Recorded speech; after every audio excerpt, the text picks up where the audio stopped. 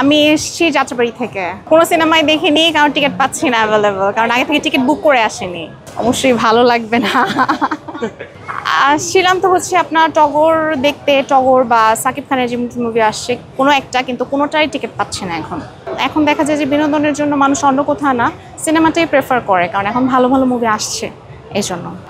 ওই যে বললাম যে দেখা যায় এখন মানুষ যখন বাইরে বের হয় বিনোদনের জন্য অন্য কোথাও না গিয়ে মুভিটাই প্রেফার করে, তো যার জন্য দেখা যায় আগে থেকে সবাই একটা প্রি প্ল্যানিং থাকে, অনলাইনেই সবাই বুক করে ফেলে। মাঝে যে একটা অবস্থা ছিল সেখান থেকে তো স্ট্রিপগুলা ভালো হচ্ছে, আগের চেয়ে ভালো হচ্ছে।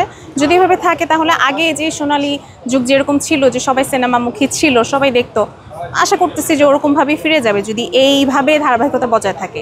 সিনেমা আসলে তেমন একটা দেখা হয় না, লাস্ট দেখা হয়েছিল হচ্ছে সুড়ঙ্গ, এরপরে আর কোনো মুভি দেখা হয় নাই। আশা করতেছি ইন্টারেস্টেড হবে, এখন বাকিটা দেখে বলতে পারবো। নিশো, আরফান নিশো। সাকিবও এখন ভালো করছে, ওই ধারাবাহিকতা বজায় রাখলে আশা করি সাকিবকেও ভালো লাগবে, কারণ সাকিবও এখন অনেক ভালোই করছে।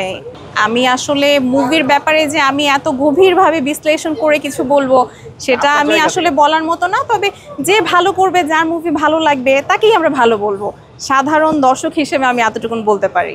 দেখি তো খুব বেশি না, কারণ দেখা যায় যে কর্ম জীবনে যারা আছেন তারা দেখা যায় এতটাই বিজি থাকে আমরা, যে আমরা মুভি বা নাটক দেখার সময় পাই না।